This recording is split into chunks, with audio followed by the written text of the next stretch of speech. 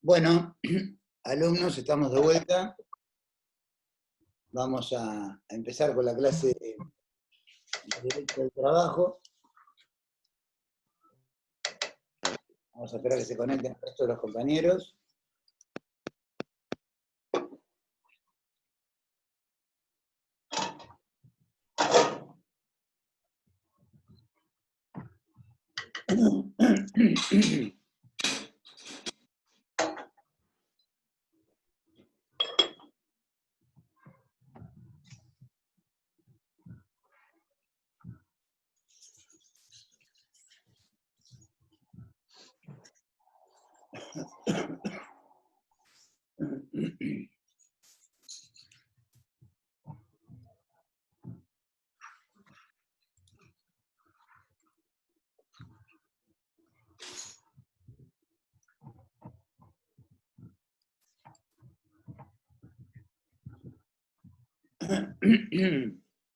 Bueno, entonces vamos a empezar con los que estamos conectados, después el resto se irá sumando. La semana que viene, próxima, tenemos el parcial de Derecho del Trabajo, así que vamos a hacer un repaso por todo lo que fuimos viendo. Y inicialmente en la unidad número 1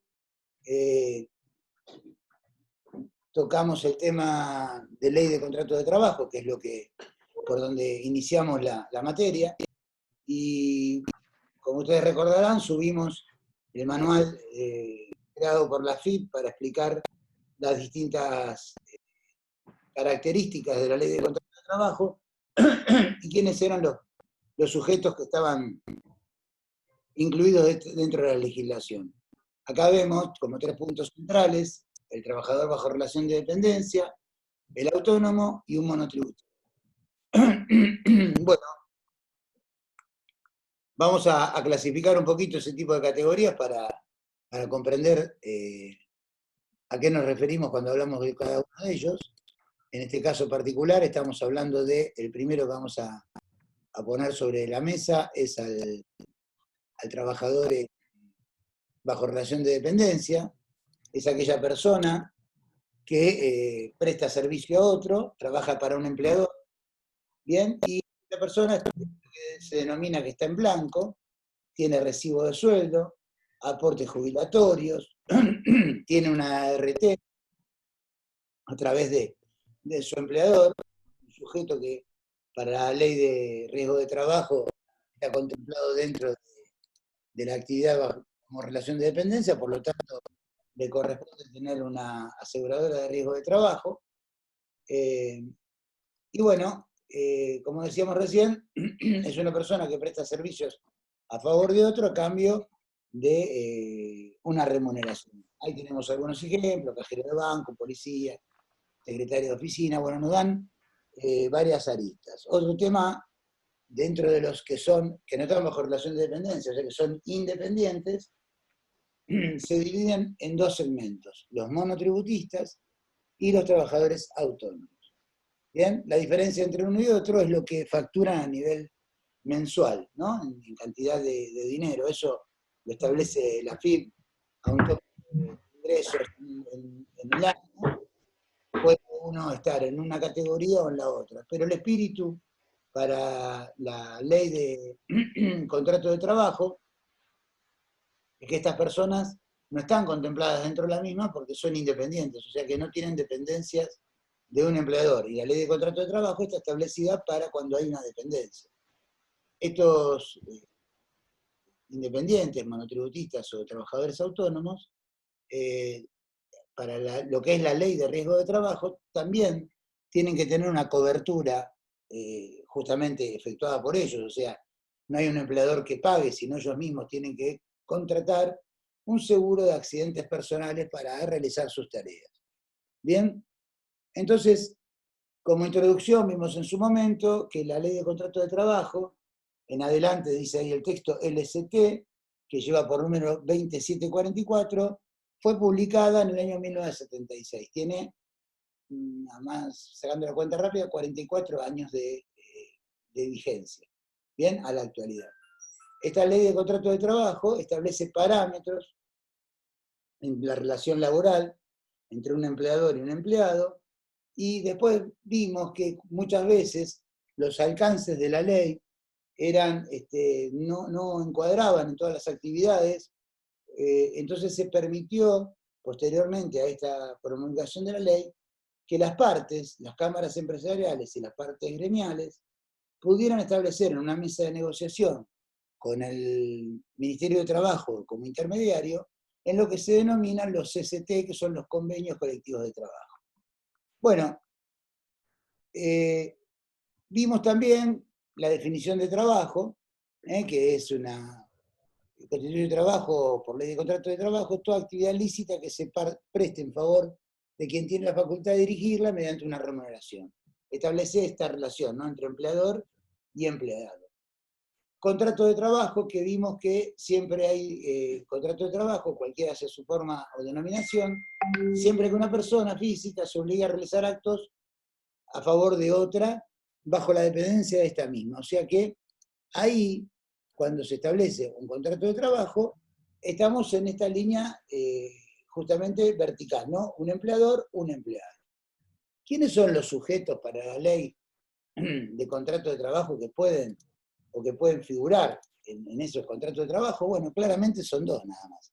El trabajador, que es el que va a prestar el servicio o el trabajo, y el empleador, quien es el que va a pagar por esos servicios, a cambio de, obviamente, va a pagar con una remuneración.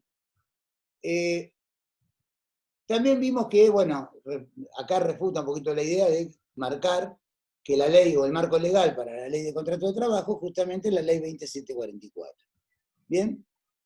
Después habla de excepciones, quienes no están incluidos, que, bueno, entre otros, por ejemplo, los empleados del Estado Nacional, bien, los municipales, los de servicio doméstico, los trabajadores agrarios, que para ellos, y en definitiva los empleados estatales, por ejemplo, tenemos, yo soy empleado estatal, convenios colectivos de trabajo, ¿no?, particularmente para nuestra actividad.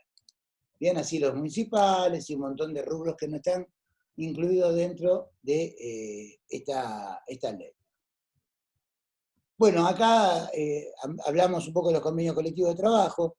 El convenio colectivo de trabajo, ustedes recuerden, que está relacionado con esto de mejorar cualquier situación que estuviera mencionada en la ley de contrato de trabajo. Supongamos que una actividad se pone de acuerdo, digamos, la Cámara Empresarial con los gremialistas o sindicalistas o representantes gremiales,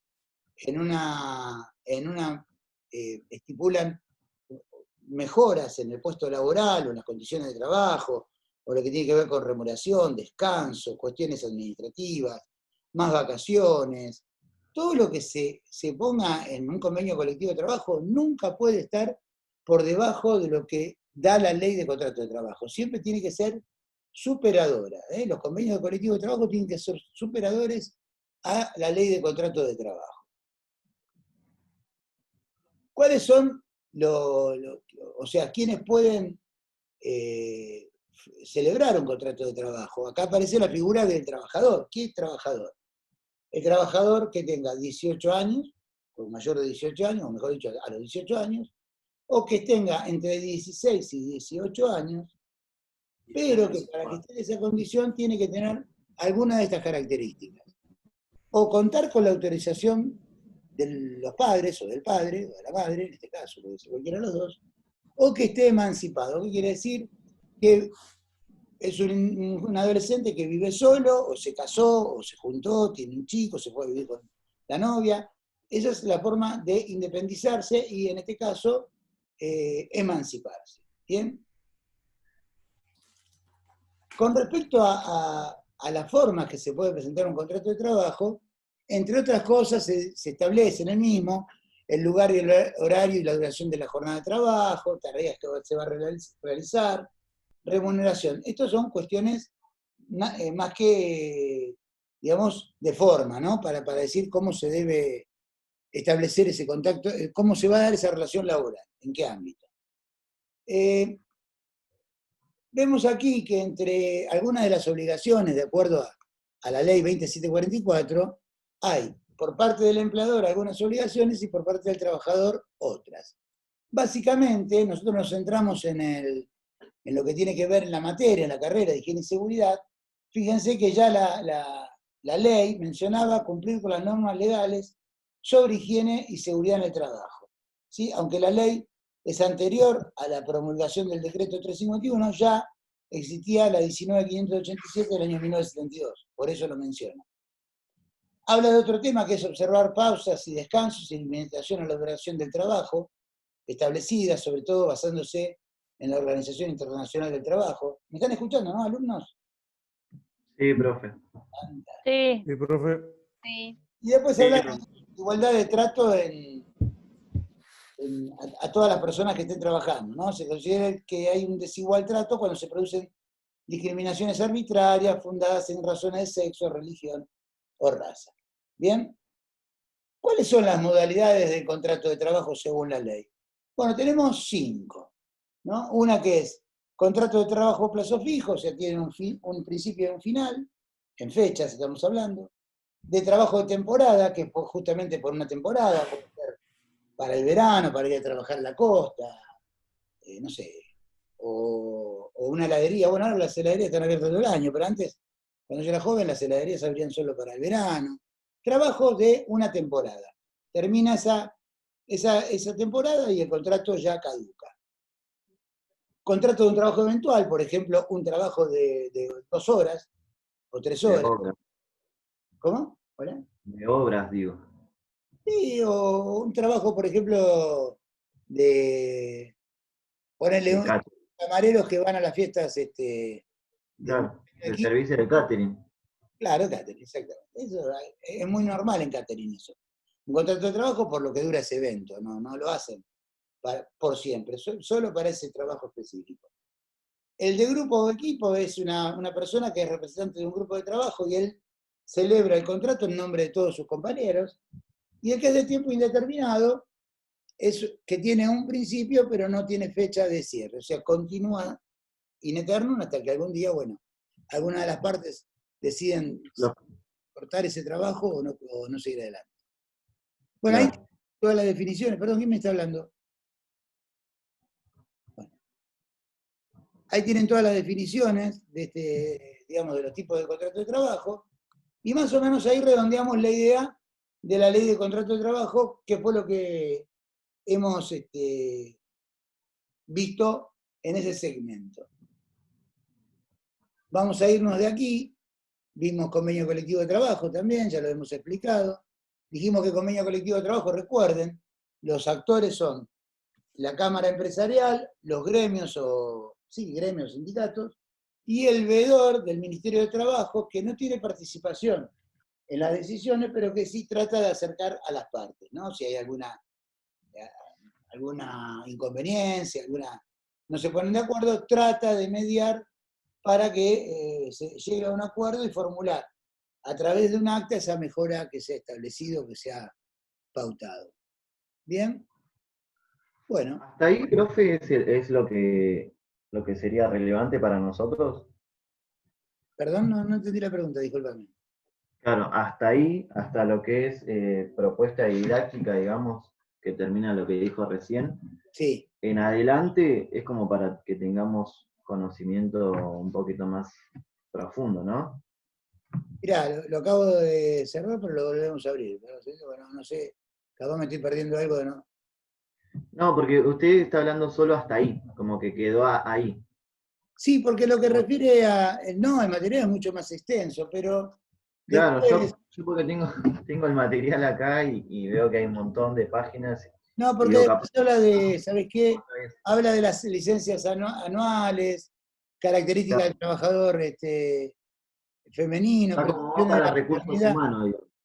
lactancia, claro que esto nos excede a nosotros porque en la carrera no lo vemos. Nosotros tomamos Claro, ok, lo central para poder diferenciar qué trabajador tiene que tener una ART, qué trabajador tiene que tener un accidentes personales, quiénes pueden celebrar un contrato. O sea, si vos vas a una obra en construcción y te presentan el documento de un chico de 14 años, vos sabés que algo está mal, porque no puede claro. trabajar, ¿entendés?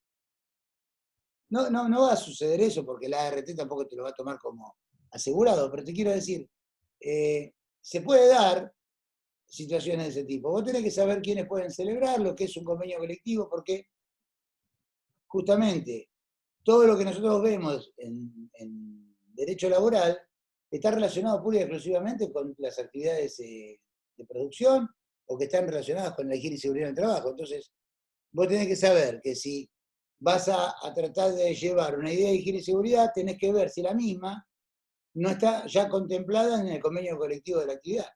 ¿Sí? Claro. Bien, viste que recién decía la ley de contrato de trabajo que los empleadores se obligaban a cumplir con las normas de higiene y seguridad. O sea, eso es lo que dice la ley. Los convenios colectivos, si la ley lo dice, como yo dije que tenía que ser superadora el convenio colectivo de la ley, obviamente que lo tiene que mencionar o inclusive pedir más cosas. De hecho, la creación de las condiciones y medio ambiente de trabajo, CIMAT, justamente tiene que ver con esto de los convenios colectivos de trabajo. CIMAT existe, no existe en la ley de contrato de trabajo, sino existe justamente en los convenios colectivos de trabajo. ¿Sí? Claro. Bueno, después vamos a entrar, segundo tema que vimos, me parece que acá, porque ya empezamos a ver el material. A ver un segundito, por favor. Voy a abrir un segundito el programa porque así no me hace falta tener que abrir el texto para charlar con ustedes. Denme un segundo, por favor.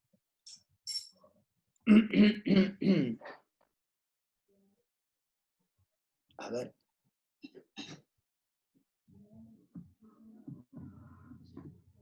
Bueno, está un poco lento la apertura de...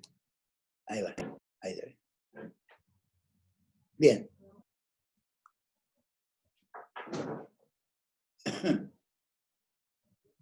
Fantástico. Después hablamos de la ley de riesgo de trabajo. Esa ley ya propiamente tiene que ver con nuestra actividad. Bien, vamos a ver el material que tenemos sobre la ley de riesgo de trabajo. Un segundo, por favor. Bueno, la ley de riesgo de trabajo hicimos un poco de historia, dijimos que en el año 1979 salió el decreto reglamentario de la ley 19.587, que lleva como nombre, el 351. De ese año de 1979 hasta la década del 90 realmente no pasaron grandes cosas. Las compañías o las empresas que venían a trabajar a nuestro país se encontraban con que si bien había una legislación en relación de materia de higiene y seguridad, no la podían poner en práctica porque no había quien lo controlara, estaba como medio perdido, había grises con respecto a eso. Entonces, en el año 1995, la década del 90, por primera vez, después de muchos años, en un gobierno democrático, porque todas las leyes anteriores que mencionamos fueron todas en procesos militares, se da la situación de que se crea una norma, en este caso una ley, la 24.557, que habla específicamente de ley de riesgo de trabajo y empieza ahí particularmente a poner sobre el tapete, sobre la situación, la necesidad de establecer pautas claras, tanto para los trabajadores como para los empleadores, en relación a todos los riesgos asociados al trabajo. Entonces ahí, en ¿cómo se dice? En un armado, se establecen algunos parámetros importantes. Por ejemplo, se crea dentro de la ley de riesgo de trabajo la SRT, la Superintendencia de Riesgo de Trabajo. En realidad la ley lo que dice es que a partir de la promulgación de esa ley se puede crear un organismo de control que se dedique pura y exclusivamente a los riesgos laborales. De hecho, ahí se crea entonces la Superintendencia de Riesgo de Trabajo, quien es hoy en día, desde esa fecha hasta hoy en día, el órgano rector, contralor de todo lo que tenga que ver con riesgos laborales. Y es más, le da funciones, o mejor dicho, le da la potestad de poder crear todo tipo de normativa que pueda mejorar hasta ese momento que se estaba utilizando en materia de higiene y seguridad. Por eso la SRT, desde su creación hasta la fecha, saca en forma sistemática y continua lo que se llaman las resoluciones, ¿no? Resoluciones de la Superintendencia de Riesgo de Trabajo, donde establece mejoras en todo lo que tiene que ver con los riesgos laborales.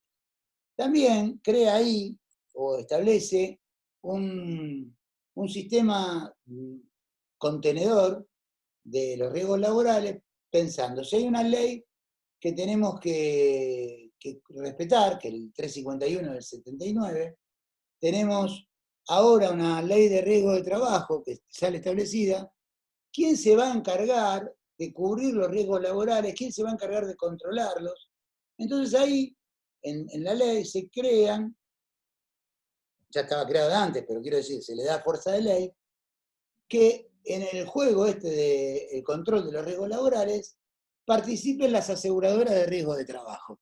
Es más, haciendo un poquito de historia de esa década del 90, no solo estaban en esta forma las ART, sino estaban las AFJP, las aseguradoras de fondos de jubilaciones y pensiones, que también estaban en alguna medida haciendo un soporte, una mirada de ese momento, un soporte de todos los aportes que los trabajadores hacían en relación a su futura jubilación. Pero independientemente de eso, la ART, la aseguradora de riesgo de trabajo, que eran las mismas compañías que hacían los dos servicios, cubrían los riesgos laborales. Entonces, se forma una triangulación que es empleador por un lado, ART por el otro y la Superintendencia de Riesgo de Trabajo por el otro. Entonces, este triángulo de intercambio de información y de norma de cumplimiento le dio la figura para que las ART cubrieran los riesgos laborales y que además fueran una herramienta de control y de prevención en relación a las posibilidades de los accidentes laborales o enfermedades profesionales. Entonces, la misma legislación los instruye, o mejor dicho, le da la potestad, nuevamente lo digo, de poder, de tener que cumplir con algunos parámetros. ¿Cuáles son los parámetros? El empleador que tenga a sus trabajadores bajo relación de dependencia está obligado a contratar un seguro de riesgo de trabajo, o sea, una aseguradora de riesgo de trabajo, es decir, tener un seguro de ART. Entonces ahí queda claro que el seguro no es del empleado, sino es del empleador. Bien, o sea, nosotros los trabajadores no tenemos seguro de riesgo de trabajo. Nuestro empleador tiene un seguro de riesgo de trabajo sobre nuestras personas. O sea que si a nosotros nos pasa algo, ese seguro va a responder en nombre de él, siempre y cuando se cumplan con las condiciones y medio ambiente laboral y todo lo que dice la normativa vigente. Si, por ejemplo, un trabajador sube a un piso décimo, sale del lado de afuera, sin arnés, no está agarrado a ningún lado y se cae al vacío, la ART no va a pagar la muerte de ese trabajador. ¿Por qué? Porque no se estaban cumpliendo las normas de higiene y seguridad. O sea que para que el seguro te cubra, vos tenés que cumplir con la pertinente norma de seguridad. Bien. Entonces, el empleador está obligado a contratar una ART. La ART, ¿cuáles son sus obligaciones? Además de cubrir y pagar las indemnizaciones, los daños derivados de los accidentes, hacer el tratamiento médico, proveer en forma gratuita la medicación, todo eso que la ART tiene obligado por ley, también se le da la potestad de hacer de inspector, contralor de su asegurado, o sea, hacerle visitas periódicas y efectuarle en forma sistemática las recomendaciones que él considere necesarias para mejorar las condiciones y medio ambiente laboral. O sea que ahí hay una conjunción entre la ART y el empleador. Cualquier anomalía que alguna de las dos partes tuviera con el otro, o sea, la ART con el empleador o el empleador con la ART, el canal de queja, de reclamo, de denuncia es la Superintendencia de Riesgo de Trabajo. Entonces, si un empleador, por ejemplo, no cumple con las normas de seguridad, la obligatoriedad de la ART es informarle a la SRT de que su asegurado no está cumpliendo con las normas de seguridad establecidas, ni está cumpliendo con las recomendaciones que le efectuó la propia ART. El empleador podría ir a quejarse a la SRT porque la ART no le brinda el servicio de visita, que no hace medidas de prevención, O sea, que no le brinda el servicio para el cual él lo contrató, o que no quiere reconocer un accidente que debería reconocer. ¿Bien?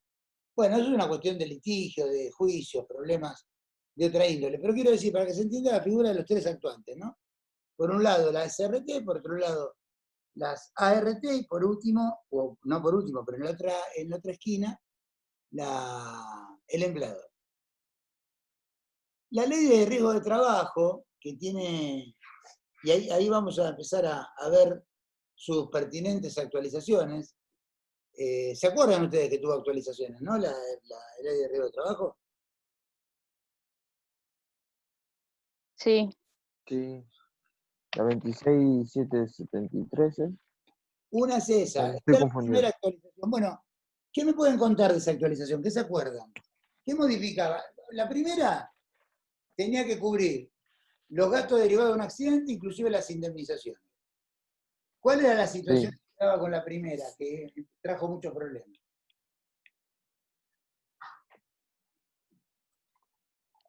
Bueno, Primera modificación. el trabajador cobraba la indemnización y después de cobrar la indemnización, ¿se acuerdan que judicializaba la situación? Esta no era que si cobraba, no hacía el juicio, y si hacía el juicio no cobraba. En este caso no, la primera ley no mencionaba eso. La primera ley, Claro. lo primero que mencionaba era que la ART tenía que cubrir los gastos derivados de los accidentes o enfermedades profesionales, y en el caso que quedara algún tipo de incapacidad, indemnizar al trabajador acorde a un nomenclador que existe, que a través de una fórmula un poco, no tan compleja, pero con algunos valores a tomar en cuenta, se obtenía una cantidad de dinero que se le tenía que dar al trabajador, sobre todo tomando en cuenta el porcentaje de incapacidad que le quedaba. Pero los trabajadores en ese momento cobraban la indemnización y, asesorados por letrados, por abogados, hacían una presentación en el fuero laboral. Recuerden que esto es ley de riesgo de trabajo, o sea que nos referimos, dentro de los fueros está el fuero civil, el fuero penal, el fuero laboral. Significa que todo lo que tiene que ver con trabajo se arregla o se resuelve en ese tipo de tribunales. Y también recuerde que ese tipo de tribunales, siempre ante las dos partes, trabajador-empleador, van a tomar la decisión más favorable que sea para quién, para la parte más débil. ¿Y quién es la parte más débil? El trabajador. ¿Estamos de acuerdo hasta ahí? Entonces, Sí. los trabajadores presentaban un reclamo por una indemnización que consideraban pobre o que no alcanzaba realmente o no cubría el accidente que habían tenido, hacían una presentación ante la justicia y la justicia les daba la razón, y las ART tenían que pagar nuevamente un monto igual al que habían pagado anteriormente, o mayor al que habían pagado anteriormente, y eso los hacía que el negocio les resultara un poco sustentable, no poco, muy poco sustentable, porque ellos cobraban una cuota mensual por la cobertura de riesgos laborales, y los juicios les llovían como una tormenta, y todos los juicios que les llegaban los perdían y tenían que pagar las indemnizaciones en forma sistemática, el negocio no iba. Por allá en el año 2010, 2011, en realidad en el año 2012, se establece, las ART presionan, porque ante este quebranto que tenían, imagínense, del año 2000 al 12, 2010, 10 años de estar lidiando con esta situación, las ART plantean ante el gobierno nacional y ante la legislatura, bien, ante los legisladores, la necesidad de modificar esa vieja ley de riesgo de trabajo, o anterior ley de riesgo de trabajo, para hacerla un poco más equitativa según la mirada que tenían en ese momento. Entonces ahí se establece que con la promulgación de esta nueva ley cambian algunos parámetros a tener en cuenta. Primero, se incorporan algunas enfermedades profesionales, no a través de esa ley, sino de un decreto reglamentario que sale posteriormente, el decreto 49. Perdón, no se escuchó. ¿Cómo? No escuché. ¿Qué decías? Que no se escuchó, perdón. ¿No se escuchó lo que no se escuchó? La última oración que dijo. Sí, que a través del decreto 49 se establece que a partir de esta nueva ley se incorporan al listado del decreto 658, que es el listado de enfermedades profesionales, 3 nuevas dolencias que están reconocidas como enfermedades profesionales.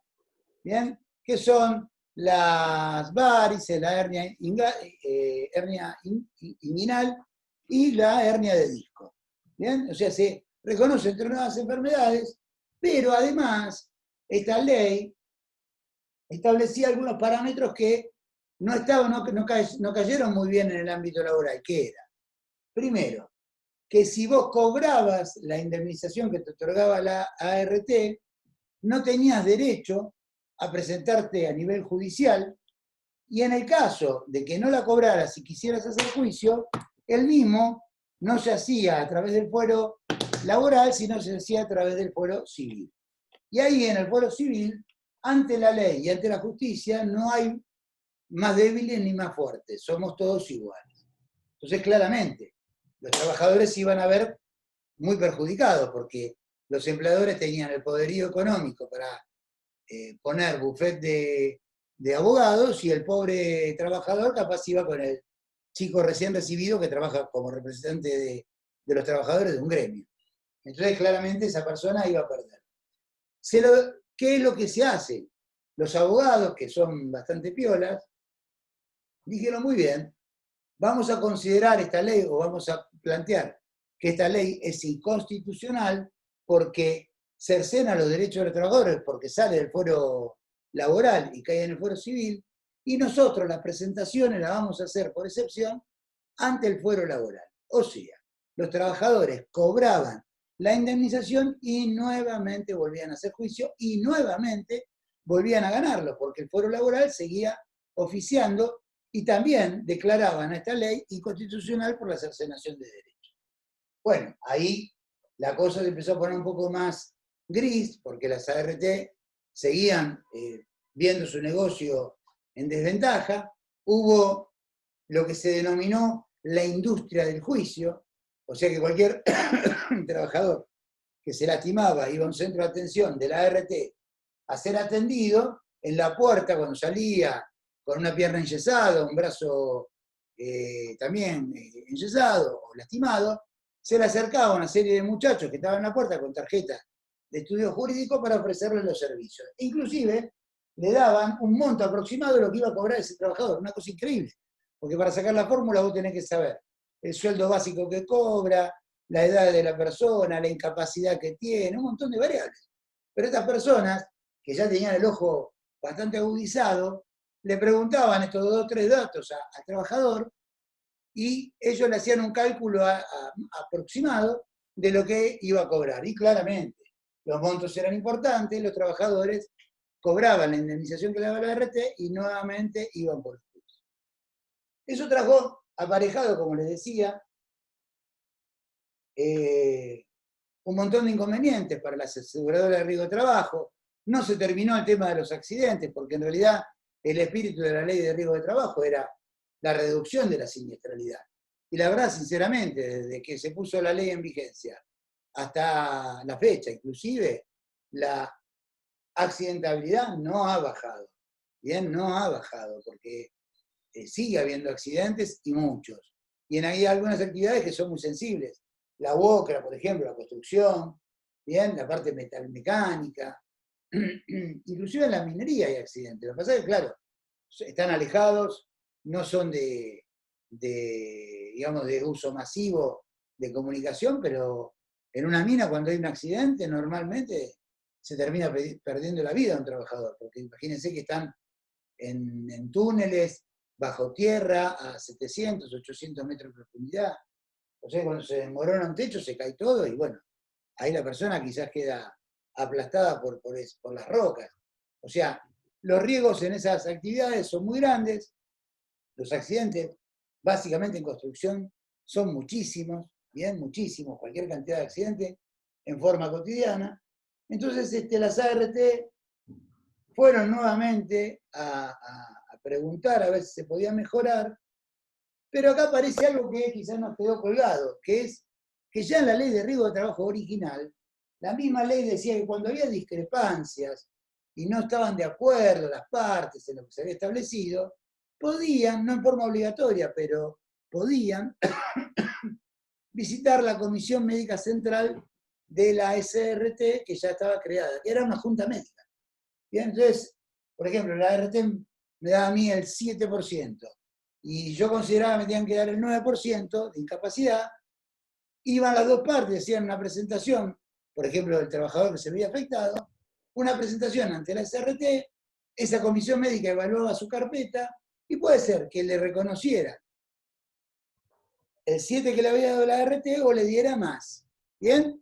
Pero normalmente las ART, como hay médicos de por medio, no es que si a vos te corresponde un 8 te van a dar un 4, te darán un 7. Capaz se ahorran un puntito, pero no más que eso. Bueno, como les decía, las comisiones médicas ya estaban instaladas desde ese momento. Básicamente, y para no quedarme tanto colgado con esto, porque si no se me ha visto la hora hablando de riesgo de trabajo, apareció una actualización. ¿Qué número tiene la actualización? La última. En su línea de tiempo. 27.348. Fantástico, 27.348, la última actualización de la ley de riesgo de trabajo. Del Que 17.